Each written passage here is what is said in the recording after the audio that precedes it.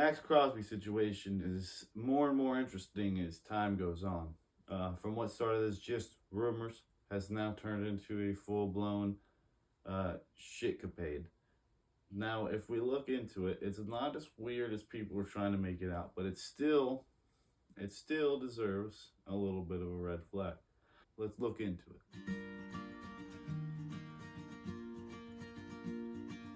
The internet, as always, is ablaze and just irate about the situation, and some of it is justified, but most of it I don't think is.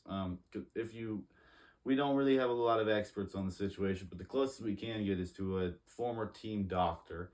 Dr. Chow went on the Pat McAfee show that recently, and he, in funny fashion, he came in all kayfabed, doctor suited up. He just described that it wasn't against any rules. Ravens didn't break any rules. But it was weird because it's been really the first time we've seen one with a trade of this magnitude. If we go back and look at the last time it happened, so 2020, it was the Ravens. I think the guy was Brockers with the Rams, but they declined the trade because of a failed physical. So not really out of character for the Ravens. And on the other end, this seems to have lit a fire under Max Crosby's ass. He's tweeted that he's ready to go. Apparently, he was the first one in the building the next following day, ready to just doing his rehabs. So I mean, for if you're a Raiders fan, this is a great news because you just went and spent all that money because the ownership probably thought they weren't going to have to spend money on Max Crosby. And now they almost got tricked into actually competing, especially when you're about to go and draft Mendoza. I think that it really set you guys up for great success, especially more recent success, especially Max Crosby's coming back. It still doesn't take Tim off the table of getting traded, but I think it definitely helps the situation. A little side note to all this is the Trey Hendrickson deal.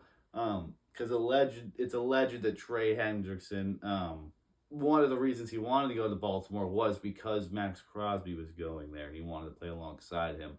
I don't know how much truth is into that, but that's just another thing with Baltimore that they have to rest with, just because from a moral standpoint, not a great deal, but from a business standpoint and where they've come from, how the Lamar Jackson deal comes out of this, because they still got to get Lamar Jackson's deal done, and it's not looking good right now for them. It seems like they're an organization that is quickly falling apart. They fired John Harbaugh. I don't think they had a real plan following that. I just think that they kind of listened to the mob, as you will, a little bit more than they should have.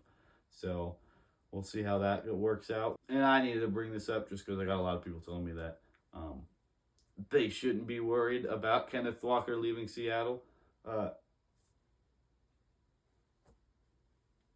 I should have franchised him, dog. At least. That I think there's still some backs available, if I'm not mistaken. Rico Dowell, I think, is still available. I have to double check that.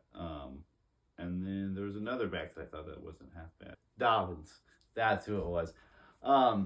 Rico Dowell and J.K. Dobbins are still out there. I don't know if they're the same level as Kenneth Walker. Now, Dowell is coming off a back-to-back 1,000-yard seasons. His flashes in a pan because he has a couple 200-yard games, and then the rest is kind of hit and miss. He's a very hit and miss back. I think Kenneth Walker definitely gives you a lot more stability. If you're Seattle, you got to find somebody, unless you think that the core that you have right there, that you have right now, is good, and then you're planning on drafting somebody in the future. Because they also let Kobe Bryant go.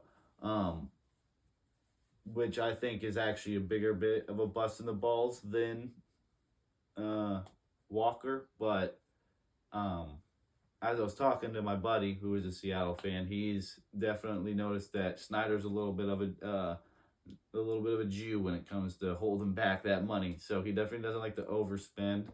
And for Seattle, I think I don't want to say it's bitten them in the ass in the past, but it's definitely not a good a good omen going forward. We're definitely gonna see how that plays out and how they plan on repeating. The draft is definitely gonna be exciting when it comes up. I mean, in other news, Mike Evans going to the Niners. That should be interesting, especially since the Brandon Ayuk situation is kind of getting resolved over there. I think that he's probably going to be released sooner rather than later. So we'll see what he does after that. Miami is completely just shopped everybody. They got rid of everybody. And now we're creating fake stats for free agency too.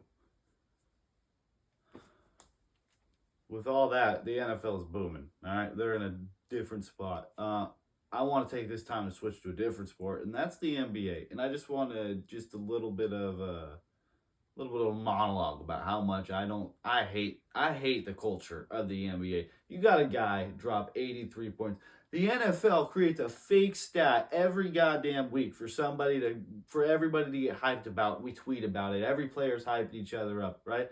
This guy, since we might as well say he's the highest scoring player of all time because the Wilt Chamberlain tape still hasn't been found.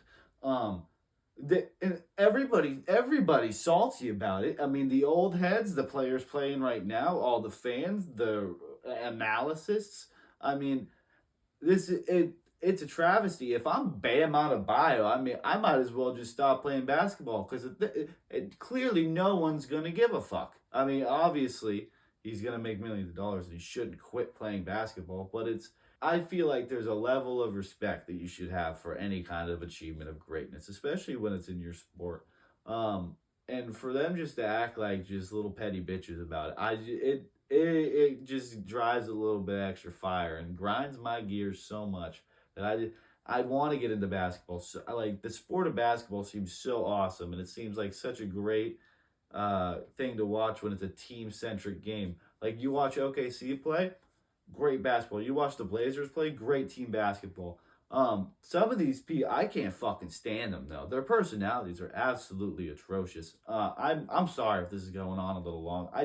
It grinds my gears about just how people are treating this situation. I get that he hack-a-shacked his way all the way to the back end, but you should just tip your hat off to something that's achieved very, very, very seldomly, and it's a shame. With all that being said, shout out Dame Lillard winning the 3-point contest. Have a good day, Oregon.